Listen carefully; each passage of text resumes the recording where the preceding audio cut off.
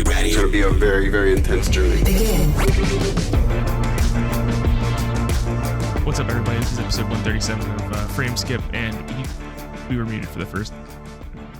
My bad. Yeah, and also we didn't think we'd be on a podcast that made it to 137 episodes. It feels like this podcast just started. We're on 137 episodes.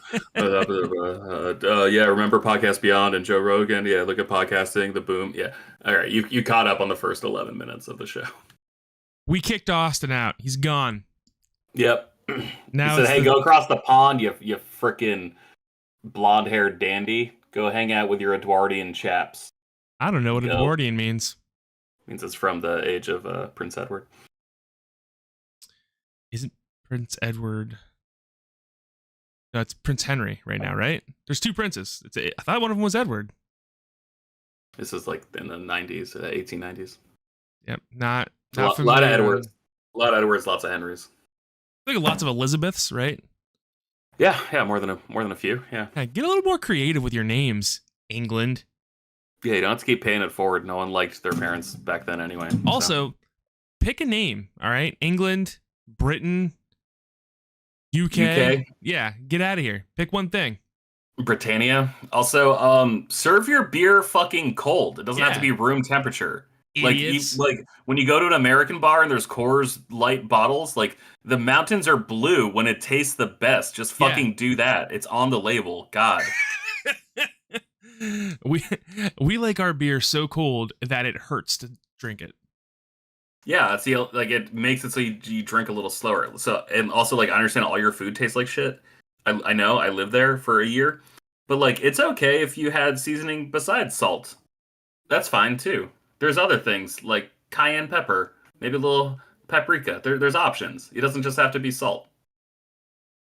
I think it's not out of the realm of possibility to say the best food in like Britain, England, whatever you want to call it, is American food, like KFC, right? McDonald's. No, McDonald's actually tastes like butt shit over there. What's going on? Is it the water? Maybe. It might be the water. It might just be the quality of the food. It might just be the fact that like, there's some salt on this. It's too spicy. No, I thought like, oh man, only America knows how to do fast food. And then I went to Spain for a weekend and I'm like, oh wait, no, it's like literally just England. That's a fucking idiot. I went to Ireland and I had a Whopper and it was incredible. Like it really is just the country of England that doesn't know what the fuck they're doing. How do you feel about those black Whoppers in Japan? I would eat it. I would be more excited to eat it when I was like a teenager. I think now I'm like a little more self-conscious about what I put into my belly. And I'm like, what kind of chemicals did it take to create this weird food squid concoction? ink. That's what they. It's squid ink. That's fine. I'd fuck with that. Yeah, that's so much worse, dude. That's so much worse to me. I can't think of anything. You'd rather eat a chemical than squid ink. Yeah, for sure. I mean, I eat chemicals every day. I mean, let's be honest. This Mio that I put in my water, straight red 40. So like artificial flavoring, red 40. But squid ink is a hard no. Yeah, dude. First off, I don't do seafood at all. That's like a very thing. Are you allergic or are you just a bitch about it? I'm just a bitch about it. Yeah, that's the whole thing. That's fine. So like I want to like seafood. I want to like sushi. I've tried it. And I don't. I just can't. Like, first off, the smell is like repulsive to me. And I don't know. Maybe it's a genetic thing. Did you start off simple, like with a nice like avocado cucumber roll, just like ease your way into it? So it's just like the seaweed on the roll that gets you? I started off with like fried shrimp and stuff. Okay, yeah. You know, and I just nothing I've ever. I mean, like I can eat it if like I force myself to, but it's pretty gross in my opinion. I don't understand why people like seafood. I think my taste buds might just be built different. I like Milky Ways. I'm not like other guys. I'm a cool guy. I like fucking Milky Ways. That's my sushi roll. Yeah. I like that nougat. Yeah. I got a friend named Jim. Slim Jim. Ever heard of him? Dude, they came out with those new Macho Man Randy Savage Slim Jims. Phenomenal. Well, they did that, and they also made LA Knight the new like spokesman for Slim Jim, and Oh my he god. is he's tag teaming this weekend with John Cena against Jimmy Uso and Solo Sikoa at WWE Fastlane. I thought John Cena retired. He came. It's weird how many of these actors or wrestlers turned actors returned to wrestling during the writer's strike, and then the writer's strike ended this week, and they're like, "Fuck!" I'm in for 3 more months because like The Rock came back a few weeks ago, John Cena came back just before that. It was really nice seeing The Rock just completely annihilate Austin Theory. Dude, I love The Rock. Night. I really do. I hate Austin Theory, so it was a great night for me personally. I don't watch pro wrestling anymore. I've tried a couple times. I used to be really into it when I was a teenager. I used to pretend I was Jeff Hardy and like jump off of really high things, and my mom used to yell at me all the time. And one time I took her futon pad outside, threw it in the yard, and me and my buddies were jumping off of our porch and like doing like swanton bombs and stuff. Pretty sweet. Definitely should have gotten in more trouble as a child. Divorced parents. What do you do? You know? Yeah, they just want to be your pal. Yeah, exactly. Fine. Yeah, you can do moonsaults off the roof. Just don't tell your father. No, I would wait till mom like went to the grocery store or something. I'd be like, "Yo, get over here! Like, we're about to do some sick shit." What have you been up to this week, George? We were almost getting into that when we discovered that the first 10 minutes of the stream were muted. Yeah. I gotta be honest, man. I can't remember the last time I turned on a video game console. I need to replace the SD card in my Switch because I don't even have enough space to download F-Zero 99. And to be frank, that's all I really want to play. But I've also been too lazy to upgrade it, so that's on me. But what I have been doing, I've been watching a lot of anime, and I've been playing quite a bit more Pokemon TCG. Oh, That's been my vices for the past week. I am not awesome at Pokemon TCG. I gotta be honest. It makes significantly less sense to me than Magic the Gathering does, just like fundamentally. I think it's because I played it when I was a kid, but like we played it really casually, right? Like where it was just us trying to be like play our favorite characters. And then I watched a whole bunch of videos on like the meta of like what was winning tournaments back in 1998, 1999. And I never used any of those fucking cards, man. I didn't care about those cards. I wanted to evolve a Charizard. I wanted to do a fire spin on someone, you know? Right. And I didn't know like the most viable decks was like, actually it's Wigglytuff, Zapdos, Rocket Zapdos in particular, once that expansion came out, Electabuzz, Scyther, like it was all like the most powerful basic Pokemon just because they all had 70 HP. I didn't know that was what we were supposed to be doing. We were all just trying to do like the coolest shit at the table. And then we'd make fun of anyone who brought like a Venonat and a Venomoth because like, what the fuck are you doing? But besides that, so I've been watching more videos than I have been playing, but I've also been playing more casual matches, just trying to get a feel for it. It's still bizarre to me how few energy people run in these decks and are still successful, according to like the online videos that I watch. Because like in Magic the Gathering, you have a 60 card deck, but you got to run like if you're running a monocolor deck, so only one color, like you really got to have like at least 20, 21 of that color just to make sure you hit your mana curve on time. So you're putting down like one new energy basically each turn to cast your spells. And with Pokemon, it's a 60 card deck, but you know, sometimes they have like 3 different types, but there's only like maybe 14 energy in the entire deck. And I know there's ways to loop it from like a discard pile or to transfer it from one Pokemon to another, but it still feels like awfully like glass cannon to me, very finicky. So I'm still trying to like wrap my head around that part of deck construction. But I've been watching videos and it's been fun. And heading to Walmart this weekend to get my COVID booster shot because I'm going on a trip and I really want to go on a plane, but I really don't want to get COVID. And so I'm going to look for some Scarlet and Violet 151 because that deck, or not that deck, that block looks really, really exciting to me. Those cards are beautiful. I'm really trying to control myself and not buy Pokemon cards again. But that 151 set is really nice. Also, where are you going on a trip to? I'm going to Vegas in 2 weeks. Oh, City of Sins or whatever. I have never been before. I have a super addictive personality, so I plan on not gambling at all because I don't want to do that to myself. We're going. Me and my buddy Colin. He's flying out from San Francisco. and we're going to a music festival called When We Were Young, which is all like the pop punk emo bands from the early mid 2000s. I'm very excited. Also, the day I get there, Killers of the Flower Moon comes out, which is a 3 hour long Martin Scorsese movie, probably the last big epic of his career because he's 10,000 years old. I'm so excited. I get to see that on fucking IMAX theater. Oh man, looking forward to it. Have you seen this dome in Vegas? Oh, the Sphere, yeah. That is some of the craziest shit I've ever seen in my entire life. I can't imagine being there and seeing U2. I mean, U2 is not the band I would choose, let's be honest. I don't understand why anyone would go to see U2, but like if we're talking 1980 to 1990 U2, I get it. They were like one of the first like Gen X bands. Like I feel like they sort of paved the way for Pearl Jam. Like I feel like you could draw like a line of connection there. Everything post millennium, not my favorite. There's that one track, Sometimes You Can't Make It on Your Own, which is like really sweet when it would show up in TV shows like the OC, but also is kind of a fucking bitch ass move for U2 to put their song in the OC. Like, what can you do, you know? what's up, coach? What's up, bro? Can you guys hear me? Yeah, we can hear you.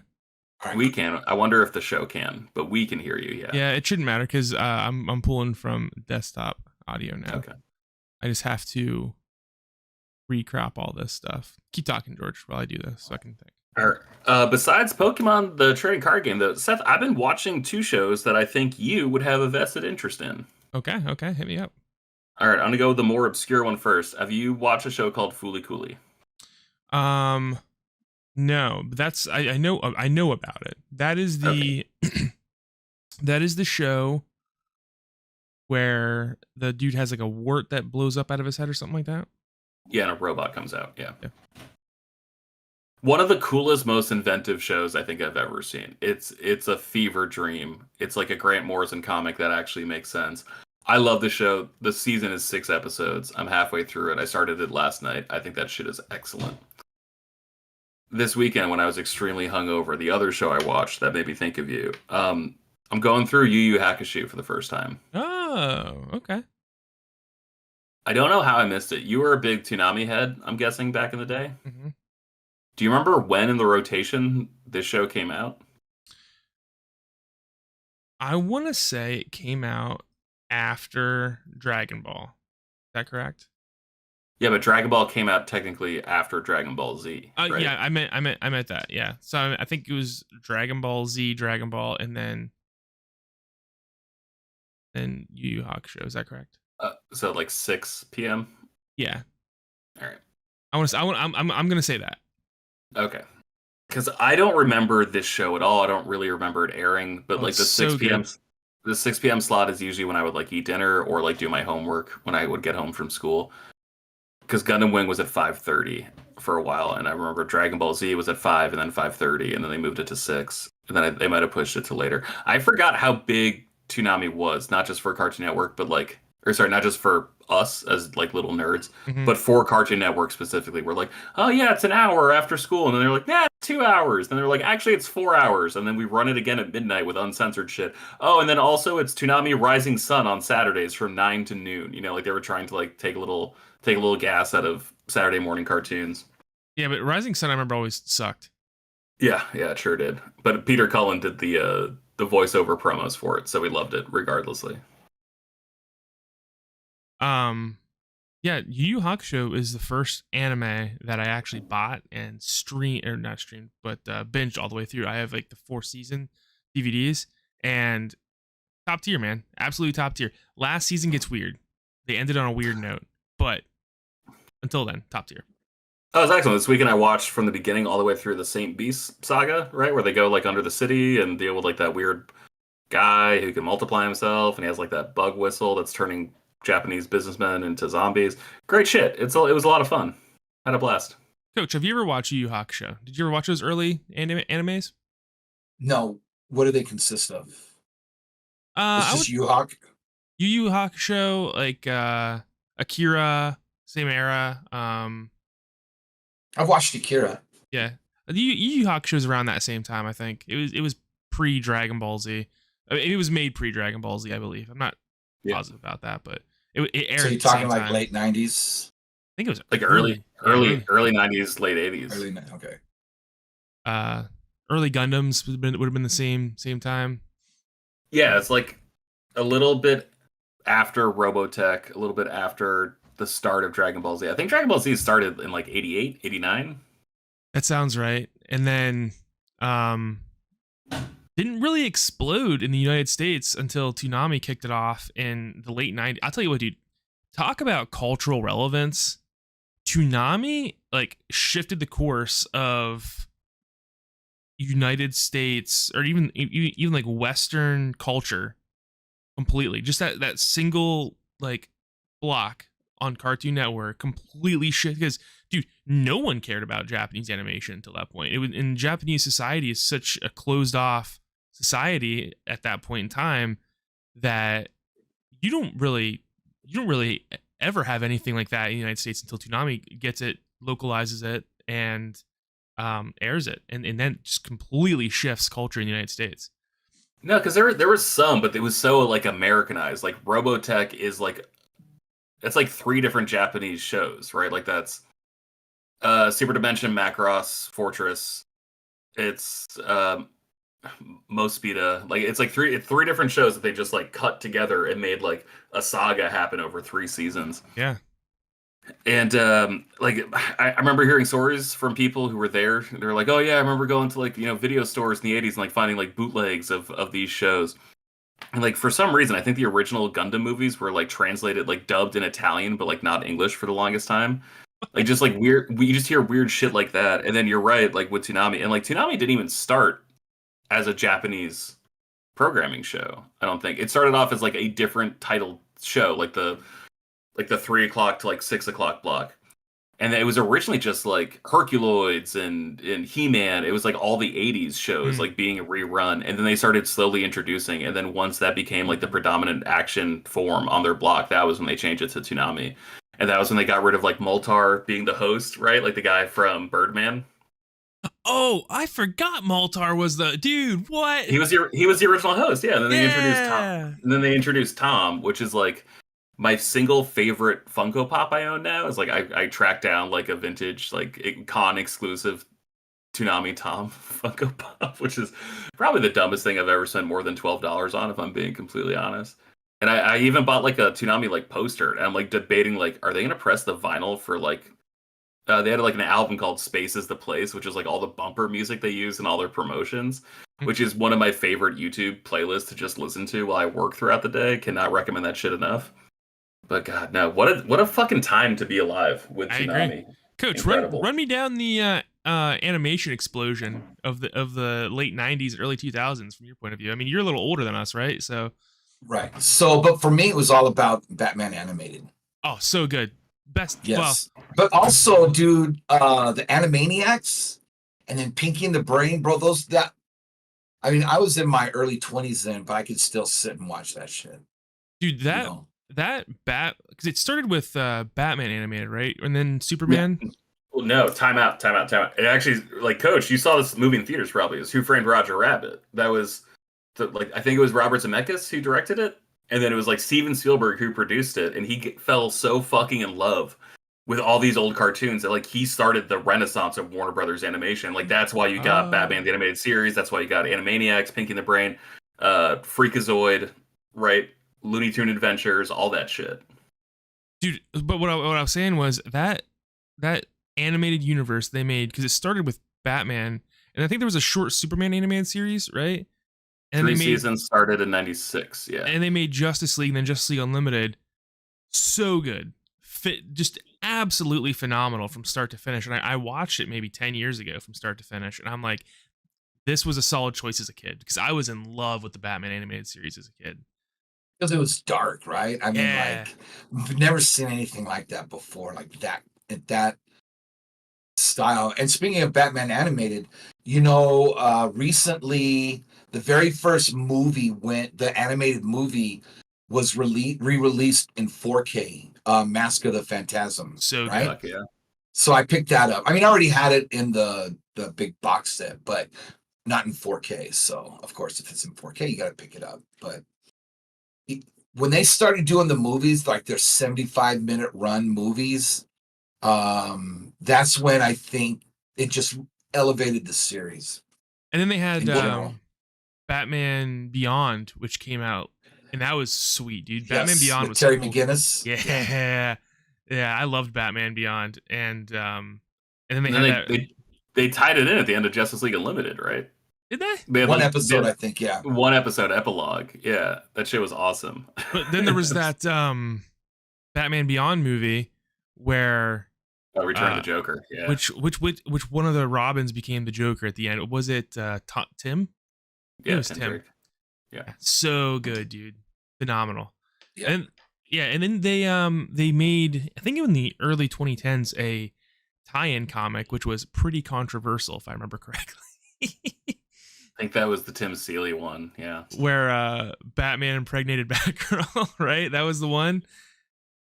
Yeah, I think they hinted at that in like the Killing Joke yeah, animated movie, which is my least favorite. I mean, they had to do something, and at that time, Bruce Timm, he was all about pushing boundaries, right? Yeah. Seeing what he could get away with. So it was like you could see Batman kind of go down on her. So yeah. Yeah. Yeah, I don't think the Killing Joke, first off, I know this is gonna hurt George. I think the Killing Joke is widely overrated as a comic. I do too.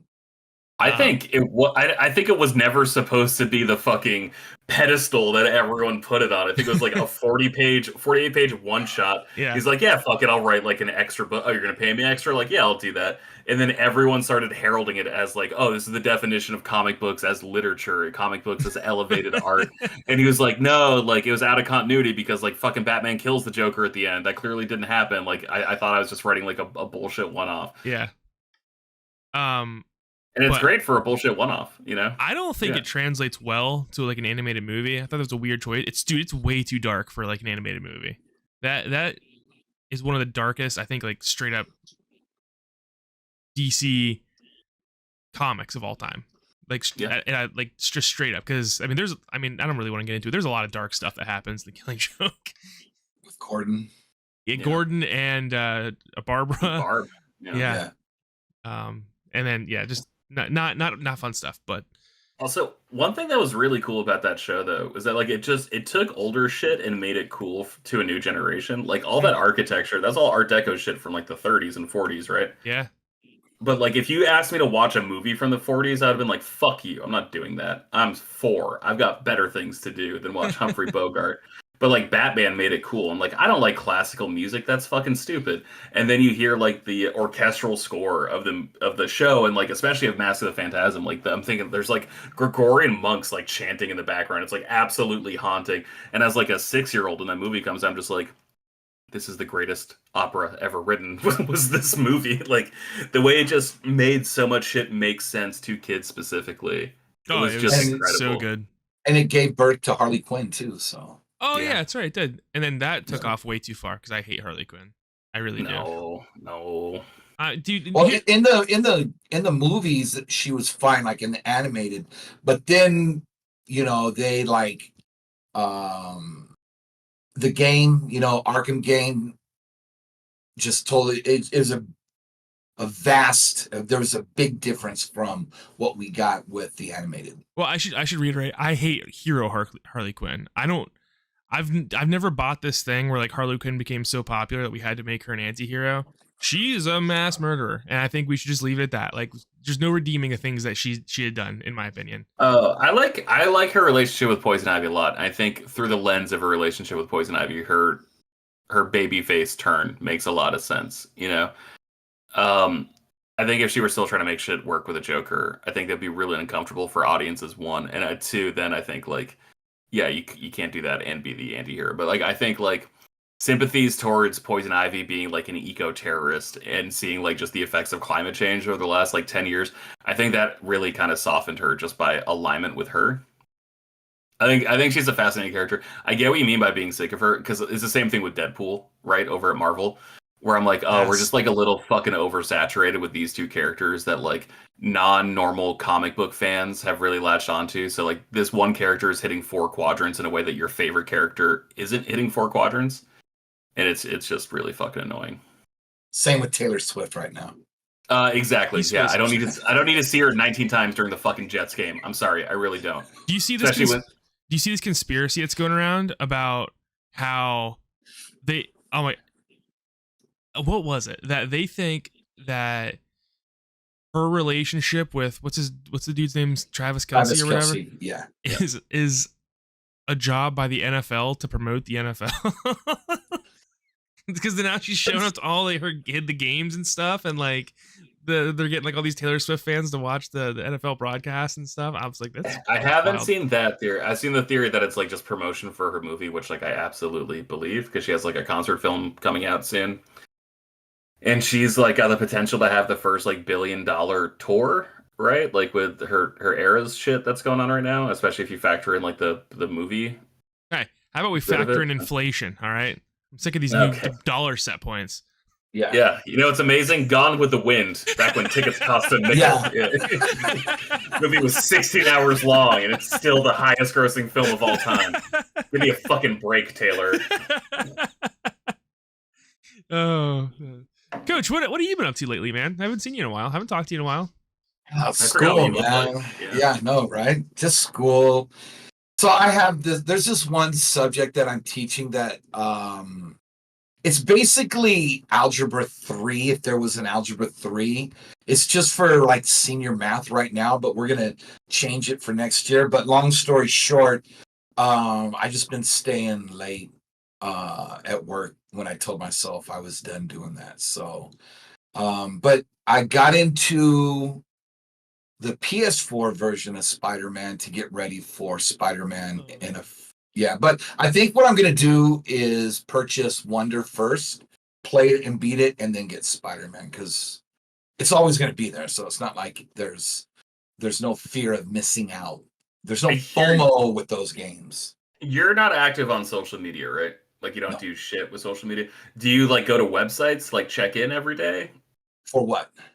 Like, do you go to like not even like IGN, but like are there like blogs you check out? For video so in the morning I'll see this one guy named Spawnwave. He has all the news, like the important, relevant news, right? He's not flashy, but he just says it how it is, right? So that's where I get a lot of my stuff. He does that, and then he buys an Xbox 360 from from GameStop, and it's like, let's see how they did it refurbishing this, right? That guy, Spawnwave, yeah.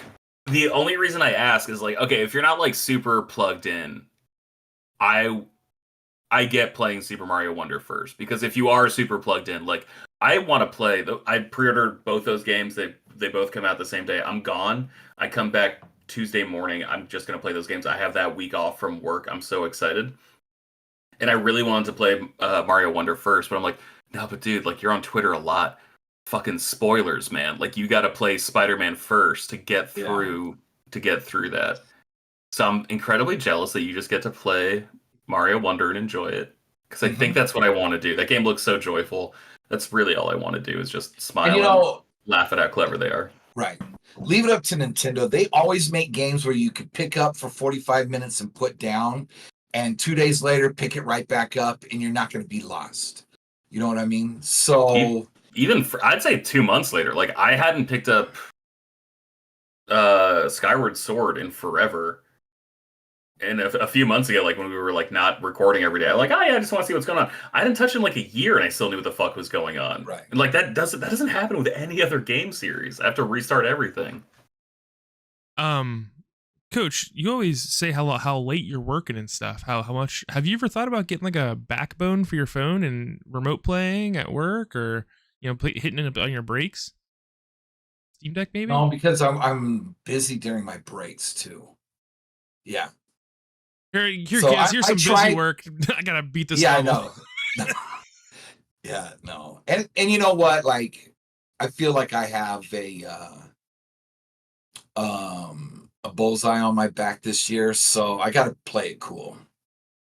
I'm one of those that I speak my mind at work. Right? I am the same way. Yes. Teachers normally don't do that, so there's a few of us that do. So I have to kind of be careful. Yeah. Yeah, I am the same way at my job, and I feel the same way. I have a giant target. Not from the people that are above my boss, but my boss specifically. Not a big fan of it. I feel like I have a target on my back too, but not because I speak my mind at work, just because I feel like I am selectively awful at my job. Where Oh like no. some weeks are like, dude, this is fucking awesome, and then other weeks are like, what is this? And I'm like, I did my best. I don't know what that is. Like, I swear to I'm God, so I'm trying. sorry. Coach, I gotta ask you something. You're a high school math teacher, correct? Yes. So in that movie, The Incredibles 2, the father is struggling to teach his son math because it has changed so much since he was in school, and they want their son to do it a different way. Is that based on real life? Is math different now? Yes, definitely. No. Wait, With so the whole no child left behind, things have changed as far as like what I used to have. I just used to have a book with practice problems, examples, and now it's totally different. Now you have standardized tests that you have to do whatever in your power to get the kids to understand it so they can pass it, right?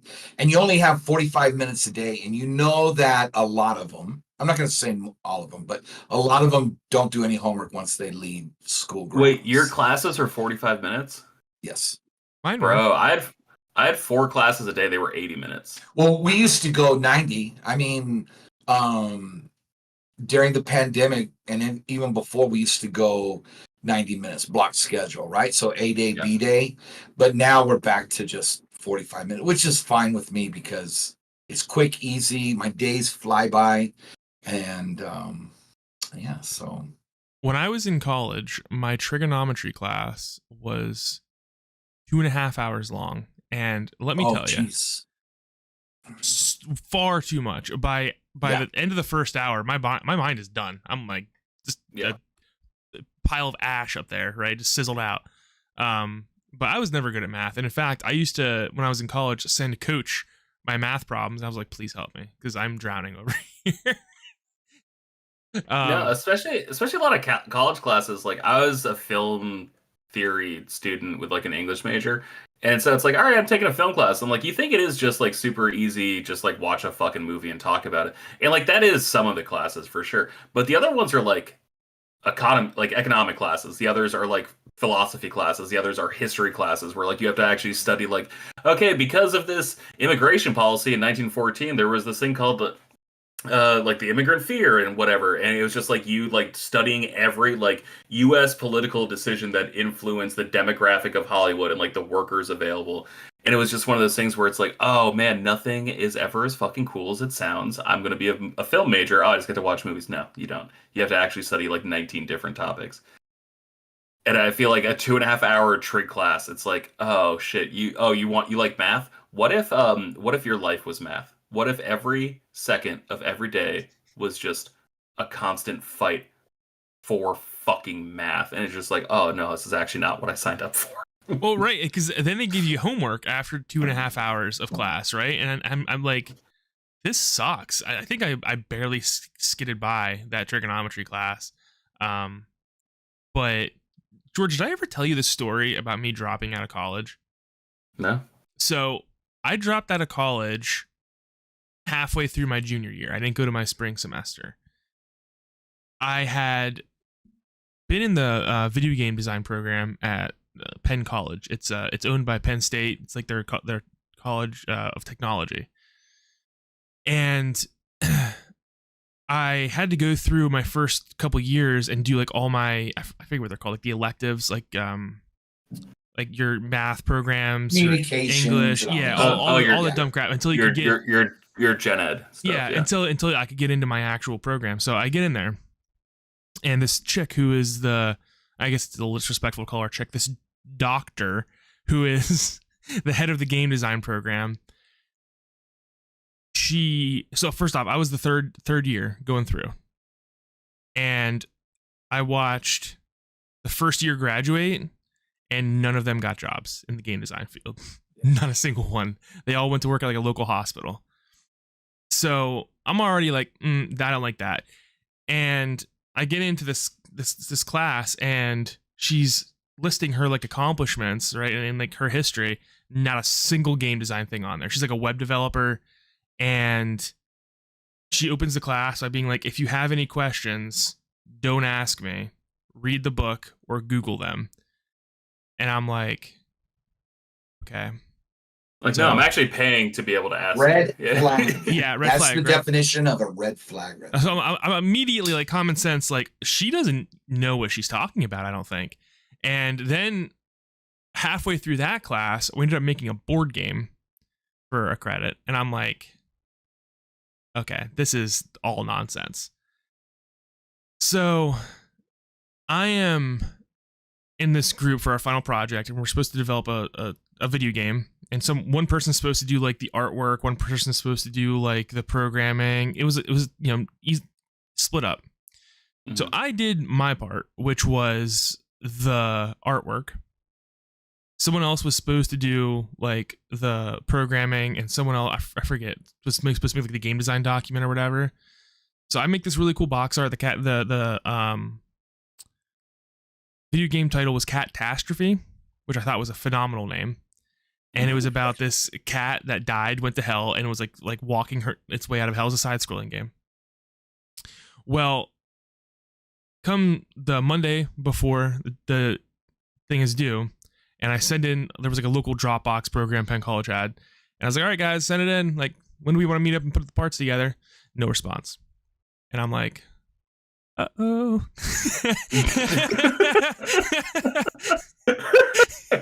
So I go to this teacher's name. I think her name was Anita something. I can't remember. And she's like, I'm like, can you please like give me like an extension or something, or like some? She goes, no, this is how it goes in the professional field too. You have to get it done by the deadline. And I'm like, okay. So I stayed up for like 2.5 days programming this video game, and like making everything all by myself. And then I submitted it, and it was a complete mess, dude. Like I found like this pre-made like blood splatter thing. When the cat would get hit by like a trap or something, it would blow up. This blood split was this terrible. And the playtest came back horrible. I got like a C on it, but I was so exhausted I didn't even care. I was like, this sucks. I'm done. I hate this. And I was like, all right, I'm done with college. So my original degree was computer science, and it was at the perfect time because while I was like a junior, I was already working in the industry. I started out as like just doing shell low-level programming for a money management firm, right? Wow. Yeah. And then everybody, we had a big group, and everyone was either at San Diego State or UCSD. And everybody except for me was like a year ahead of me. So when they graduated, they got a sign-on bonus because we were all making $34,000, which was good in like 98, 99, right? Sure. And so they all walked out for lunch, and they're like, okay, if there's any phone calls, you can pick it up. And I was like, what the fuck, right?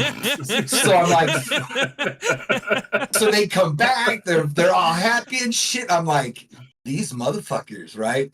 So then Sweating bullets. Yeah.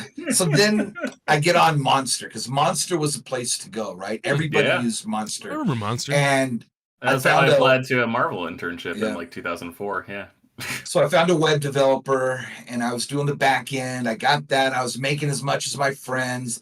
And then after a year, it went under. And right at about 2000 is when all these companies went under. So I got in during the boom, and I got blown the hell up when it all just imploded in San Diego. So that's when I went into the Army. So if anyone listening doesn't know what he's talking about, this is called the .com bubble burst. Yeah. So, A little before my time, but I never understood it, right? Because how did the bubble burst? What happened? All these companies bought like it was websites, just right? Saturated, oversaturation. Just so much money poured in, and then it was just too much. Well, it's the same thing right now, right, with streamers, where like everyone has their own streaming service. Like no one's going to pay for all these different. Like no one's going to have Peacock and Paramount and Netflix and Hulu and Disney and ESPN and HBO and whatever. Like no one's going to have all that stuff. So there's about to be like a pretty big crunch in the streaming market, and that's Yeah. when consolidation is going to happen, and there's going to start being bundles, which is basically just going to be like fucking cable online. And I honestly doubt we're ever going to have like a lot of streamers without ads, to be honest, because like they're going to recreate the cable bundle, because I've listened to so many podcasts on this week because I find it fascinating. But they're like, this is the greatest invention in the history of like American economics, is like the socialism that existed with the cable bundle. And it's the same thing with the internet, where there was just so much money going in and you just weren't seeing the return. So then everyone pulled all their money out at once, because there was a pet store. There was one pet store that was making so much fucking money. And then there was everyone who's just like, we can make a pet store online too. Yeah. And there was 20 fucking pet store websites that were happening all at once. And guess what? 19 of those were just fucked. Maybe 18. Maybe that's why you have Petco and... What documentary was that? Because I remember that. That was talking about like the pet store brand specifically. Yes. I cannot remember, but I remember seeing that as like a 16-year-old and being like, "Oh my god, what a mess!" Well, they spent so much money on the Super Bowl ad. I'm gonna play Halo 2. Like, what a mess! They spent so much money on a Super Bowl ad, and then something happened. I don't know, but yeah, man, it was an exciting time because you got introduced to electronic mail. Like, I remember the first time I got an email and I'm like, wait a minute.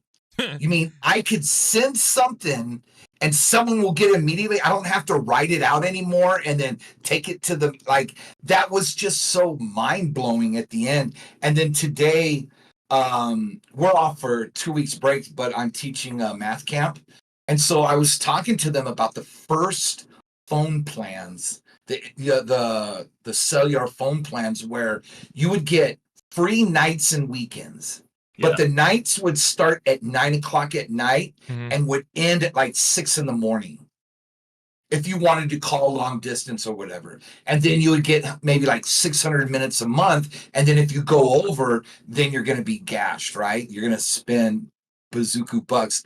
And then fast forward about 4 years, when text messaging started, they wanted like 10 cents a message. Yeah, they did. I remember the first time I got a message, I'm like, now I don't want to accept it because I didn't want to pay it, right? It was the night after a date and she texted me back. And dude, I got my first cell phone in 2007.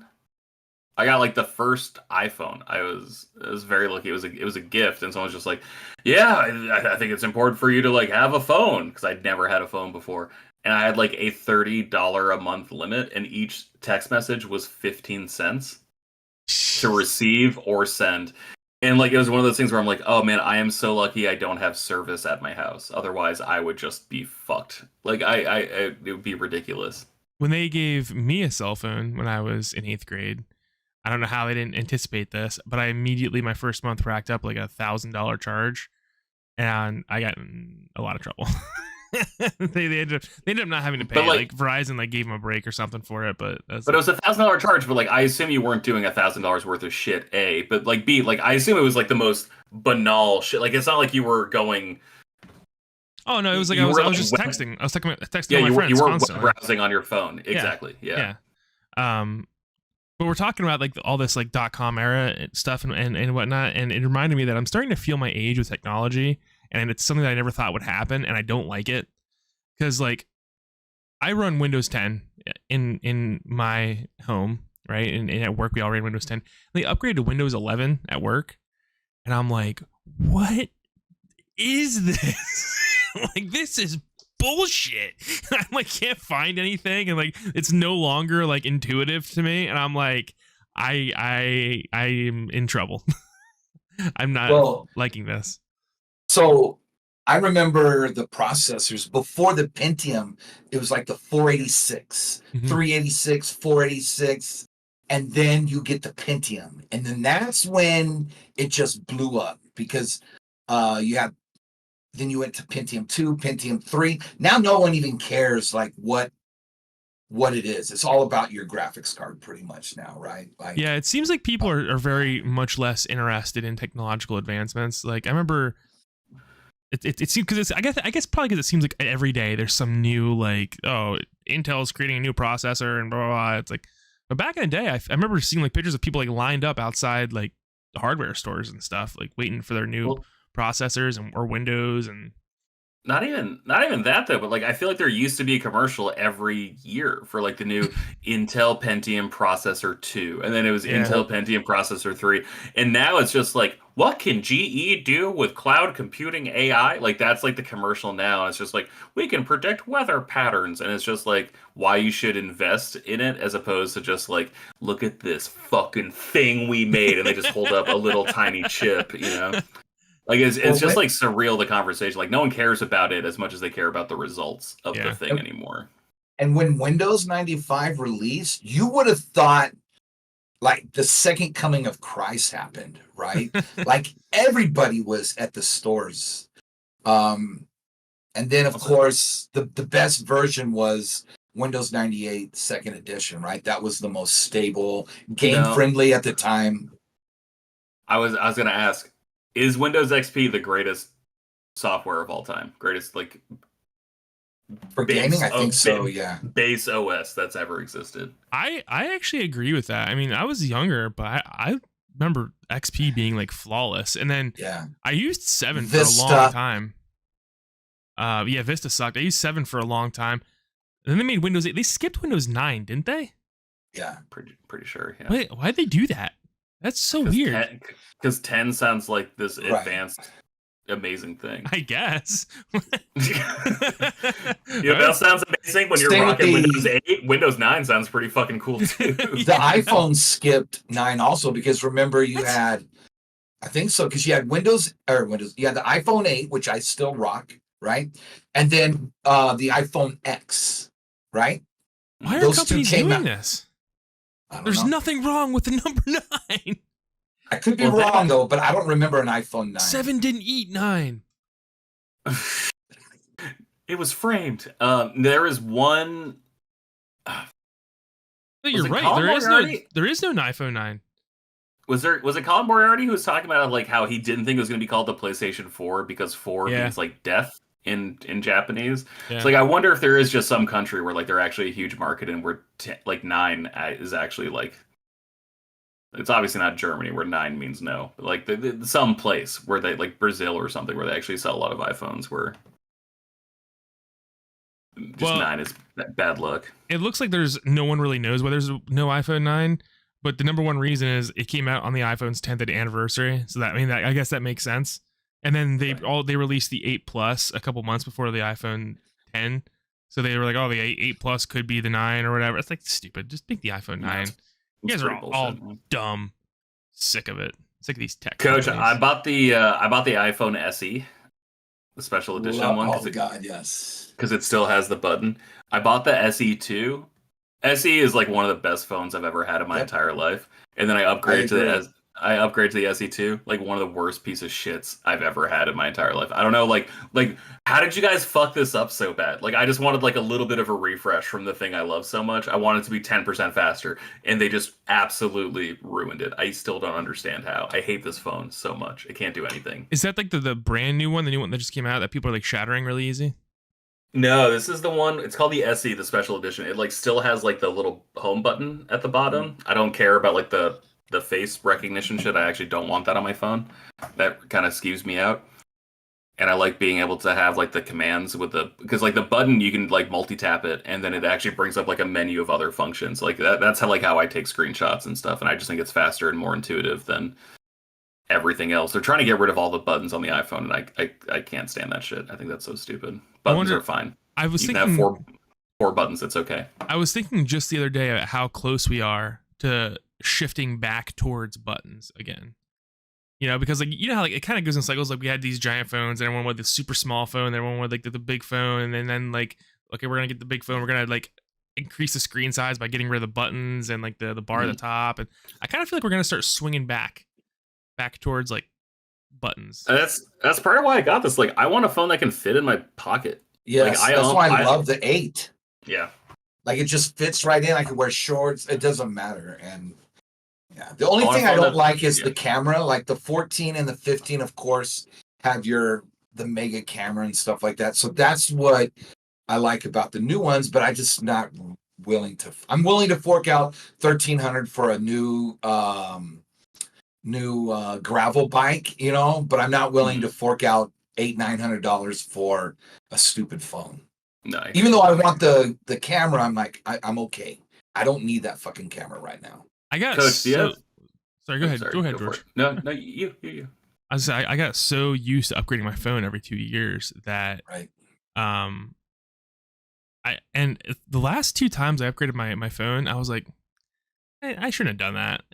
This phone doesn't seem any different anymore. Like, and then I finally got to the point where my S21 Ultra was ready for an upgrade, and I was like, I'm not upgrading it yet because the battery's fine, it's great even.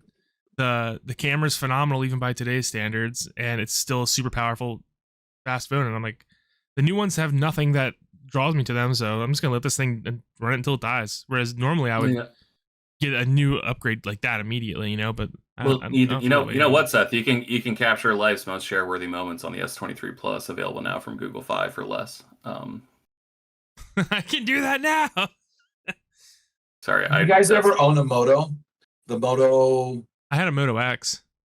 Yeah, I love that phone, bro. That was like at the time, that was a fucking great phone. Like the first generation Android, right? I had this. Oh no, I didn't have that. I had the Sliver. I got mine in. Let's see, when I was in Kuwait, so 14 and 15. Yeah, that's what you're talking about, like the first generation Android Moto X. Yeah. Yeah. What I liked about it is there was no proprietary software on it. Right. Like what you would get with a Samsung phone or shit like that. So what were you saying, George? I was gonna ask Coach before if he because he has an iPhone, if you ever subscribe to Apple Arcade for their games on the phone. No. Because I don't game on my phone. I mean, like it's the small one, right? So. I do too, but like they have so many like card games. So like my most played game this year is hands down Solitaire, and the Apple Arcade version is excellent. And I feel dumb paying $5 a month for Solitaire, which is why I also play like Fantasian with my Backbone, and I play a lot of Hearts. But they took like all the first generation big iPhone games like Doodle Jump and Angry Birds and all that shit, and they tweaked them to remove everything that came with a microtransaction. It's like everything that would like make you like wait 12 hours for your next spin or whatever. They're just like, yeah, fuck it, we're getting rid of that. And like all those games are available on Apple Plus or Apple Arcade, whatever it's called, like Cut the Rope Plus, Tiny Wings Plus. Like it's just like all these classic games from 10 years ago. Have you guys seen the movie Tetris? Mm-mm. No, I saw it last week, and you guys got to go see that. Like, for a video game movie, it is the most intense, and it's based off a true story, right? So they injected some scenes where it's going to make the movie, you know, get more intense as it goes on.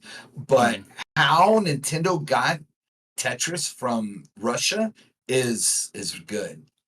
So it is on Apple Plus though. So it was like the height of the Cold War too. That's like the kind of the tension, right? That like right around the time of the Game Boy, right before the Game Boy. Yeah, Game Boy was 89, 90, like right before the Berlin Wall fell. Yeah. Yep. Have you guys ever? In fact, they have a picture of that in the movie, the Berlin Wall falling. Have you guys ever gone to Nintendo World in New York City and seen the Game Boy that's like all messed up? Well, from a bombing or something that's still running? From Iraq. It is from Iraq. Yeah. And they still I haven't been there yet. It's really, really cool. I mean, you might have a closer one to you somewhere, Coach, but like the Nintendo World in New York City is like, it's a really cool experience to go there and walk around, because it used to be a Pokemon Center and then they changed it to Nintendo World. Yeah. I've only been there when it was a Pokemon Center. I went there in like 1999 and I bought. Super jealous. Oh man, it was awesome. I got like 3 VHSs for Pokemon there because they were on some kind of sale and they were vaguely affordable. Like and then that started. No, like the actual TV show, and can we talk about, like, we were talking about Toonami earlier. Can we talk about what a fucking ripoff it was, like, trying to collect a show on tape? Like, I understand that, like, because they gave you, like, 3 episodes. Yeah. If you were lucky, you got 3 episodes. Like, the Transformers, I was obsessed with Transformers as, like, a 10-year-old, 12-year-old, because I thought, like, I had missed it, and, like, these VHSs started coming out. I was like, I can catch up. So I do so many fucking chores to get $21 so I could buy a $20 VHS tape that had 2 fucking episodes of Transformers, and then I find out the first season had like 65 episodes. I'm like, you gotta be kidding me. Yeah. You went to your local Suncoast Video to pick it up, and then On that and Borders, unbelievable. yeah. I mean, yeah, animation and anime have always been so overpriced in the United States, and then they these companies like publicly rip on their fans for like pirating these shows, right? And then they're like, oh well, if people didn't pirate them, the prices would be lower. And it's like, no. Bullshit. No. Before people were pirating them, you guys were charging $80 for a VHS set for a season. I don't want to hear it. You know, like No, dude, Gundam 0083 was 13 episodes, 14 episodes. It came across like 7 VHS tapes because they could only fit 2 episodes per cassette. Yeah. And they would charge $32 like for Yeah. each VHS. And like, oh, so this show is worth $280 to you? Yeah. Like, is that true? I don't think it is. Ridiculous. That's fucking preposterous, man. Ridiculous. They still do it now, which is really annoying. Like a 50 episode Gundam series, they're like, here's Victory Gundam Part 1. I'm like, Part 1. Yeah, exactly. Part 1 for $60. Okay. Yeah, 25 episodes for 60. I was a huge Sword Art Online fan. I mean, I still like the show. I don't like it as much as I used to, though. But that first season of Sword Art Online, I loved it. And I was so excited for them to release like a Blu-ray set. And then they released the Blu-ray set in 4 parts, and each of them were $80. And I'm like, no, absolutely not. You guys are cracked out. Speed Racer did that shit too. I went and was going to pick it up. I'm like, nah, I'm okay. I'll watch it on MTV. MTV. Oh my god. They were running it at that time. I didn't know. Well, that was back when they were doing like the Max. They were doing Aeon Flux. They had that Spider-Man cartoon for a minute, right? Like the cel-shaded CGI one. The dude from 90210, I think, was voicing one of the characters. I think so, yeah. Neil Patrick Harris was Peter Parker. Michael Clark Duncan from Daredevil was back as the Kingpin. Nice. What a time to be alive. Oh, that was a good time. I'm cool to wrap up. I need to do something at a soon hour. Okay. But I want to ask you guys, are you caught up on Ahsoka, both of you? Not tonight's episode, obviously. Yes. All right. Austin's gone next week also. Do you guys want next week to just be an Ahsoka conversation podcast? Yes. I think it has to. Yeah. Okay. Totally agree.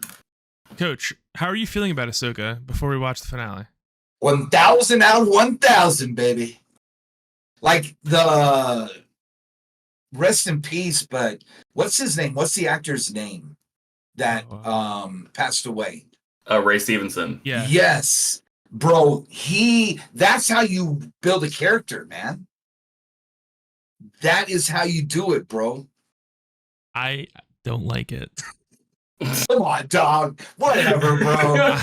You too. You know. I don't. You just like him because he's like me with hair. Fuck you, Seth. No, well, I like him. I like the character. I like all the characters, actually. I just feel like we're not getting enough plot.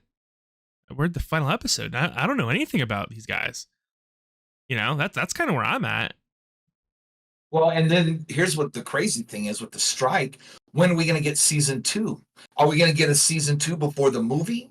Are we getting season 2? I didn't know season 2 is announced. I never thought there was going to be a season 2. Yeah, me either. So they're just going to jump right into a movie? Like, is it going to be a trilogy? I mean, there's a lot of things they could do, but I don't think it's going to be tonight.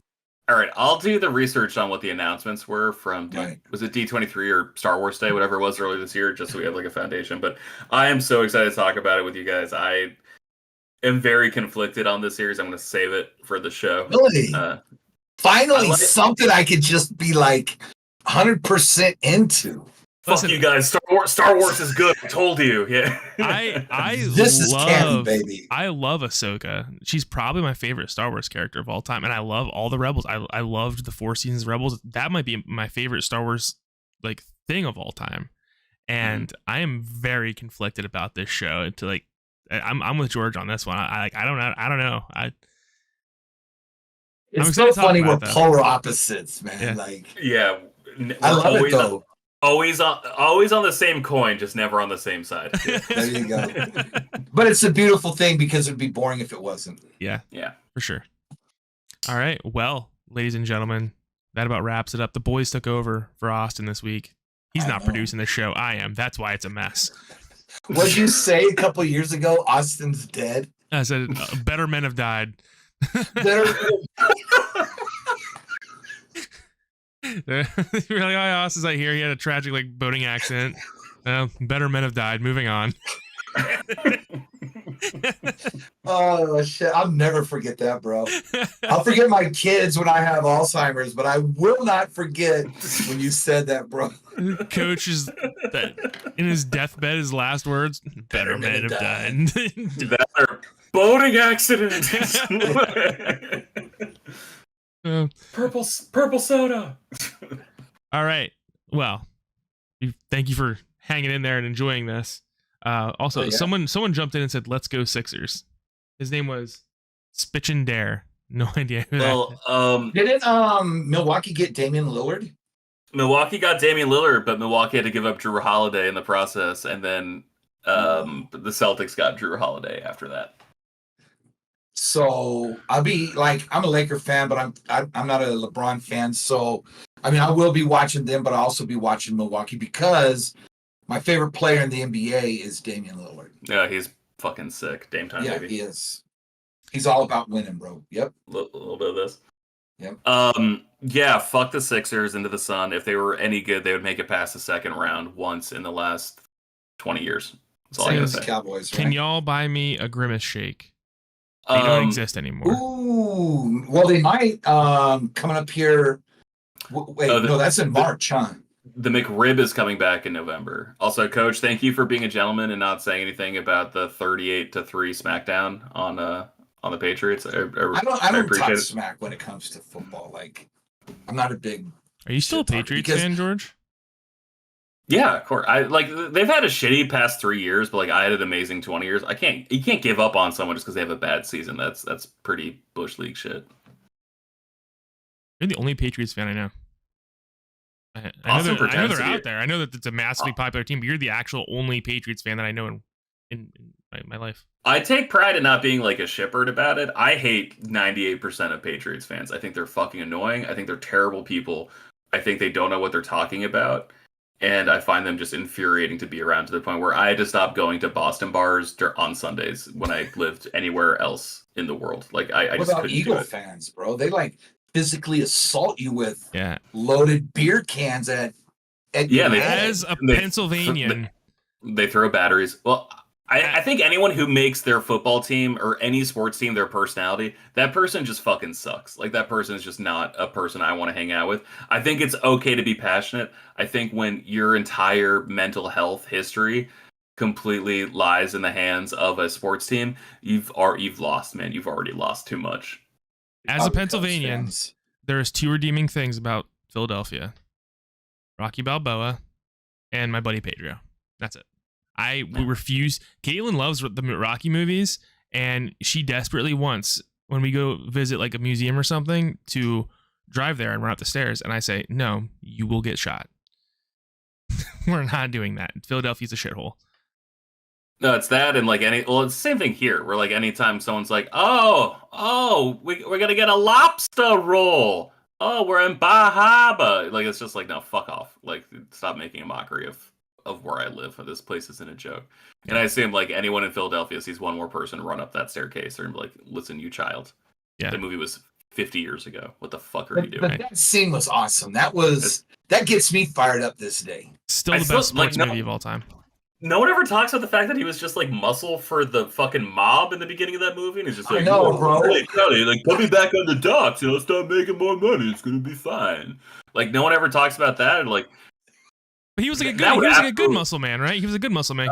He wanted to break the guy's. He was told to break the guy's thumb, and he didn't. Right? That was the whole thing.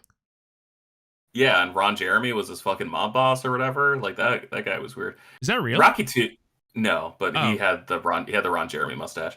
Rocky 2 underrated. Rocky 1 overrated. I view them as kind of one movie. Yeah, that's fair. Yeah, but you got 3 was amazing. To go pee, and it just kept going. Well, I mean, they kind of just roll into each other, right? Because the beginning of Rocky 2 is the end of Rocky 1. It's the end of Rocky 1. And then I love the idea that the fans were sending Creed so much hate mail saying that he's a bum and he lost that fight that he's all right, And then Rocky doesn't want to fight at this point, and he's trying to just live his best life, but he doesn't know how to spend money. I'm just trying to get a so job. good. I bought an alligator. Yeah, he's buy an never had alligator? money his whole life, so he just blows it all in like 2 weeks, and he's like, can I get a job working at the meat factory with Mick? Yeah, not Mick. Whatever his idiot brother's name is. Brother-in-law. Yeah, his Brother-in-law. Yeah. But third was super dark, right? That was like, it went into like depression, death. Yeah. I mean, it covered it all. And at the time, no one talked about depression in the 80s, early 80s, right? Because everybody was coked up, right? So the first 3 Rocky movies are a trilogy, and then you have 4, which like is the return, and then you have 5, which we don't talk about, and then like 6 is like a second return.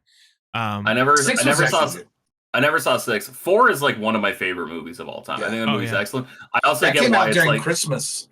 I was like, it's like, Coach, you were there. You were. Did you see it in theaters, Rocky 4? Oh yeah, hell yeah! I remember my dad taking me and my friends, like 8th grade me or 7th grade me, and we all just like spend all day at the theater in the mall, right? And yeah, so I remember that day seeing Rocky 4. Like Was it it's like just like it wasn't a joke at the time, right? what? Rocky 4, because like I feel like now it's become a joke where it is just like, oh, look at this fucking Cold War propaganda, and like I grew up post Cold War, so like I can't like say anything about that. I'm like, yeah, it is Cold War propaganda. It's also fucking sick. Like I don't know what to say. Like when he outruns those KGB agents and runs up that fucking mountain, like that's awesome. That's just objectively awesome. The same thing when Tom Cruise shoots down 3 fucking MiGs and doesn't start World War III. That's also pretty fucking awesome. Like I don't know any other way to spin it. I'm sorry. Yeah, so no, I mean like all we cared about was like back then was football and Motley Crue and the new metal that was going on, right? So like we didn't know anything about the Cold War. Our parents did, but we didn't know anything. So I didn't like, we knew it was Russia and they're the enemy, they're bad, right? So I mean the way that it turned at the end was good, right? I mean like Russia was rooting for Rocky. Yeah. Dude, that's phenomenal.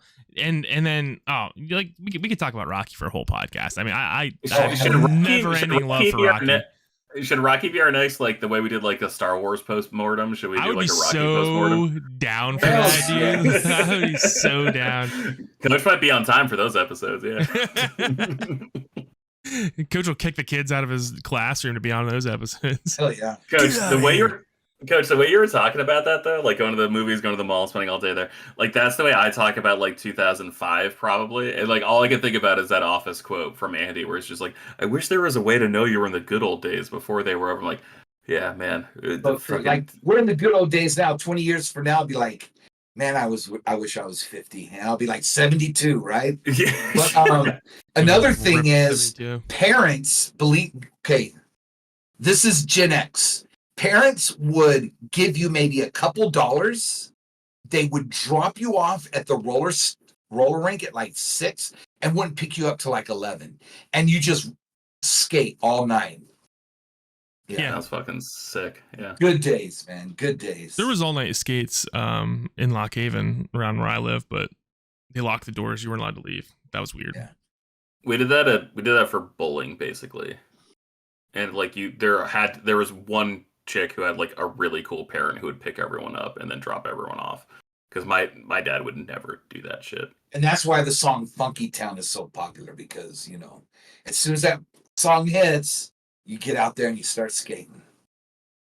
So, all right, ladies and gentlemen, I think that's a good point to wrap it up. Also, wait, speaking of points though, podcast without a point, pretty fun. I kind of like that. Yeah, just hanging out, shooting the shit. Didn't have a topic. Big fan. Yeah. All right, ladies and gentlemen, thank you for hanging out with us for a couple hours here, or an hour, however long it's been. Again, apologies for the beginning of the podcast. Normally Austin does this job. He abandoned us this week. Left us to go explore Britannia. So he will be back in, I think, 2 weeks. But remember, follow us on Twitter, except for me. Austin is at Austin J. Eller. George is at Shortbox Summary. I'm at Seth the 90s Kid. Coach is not there.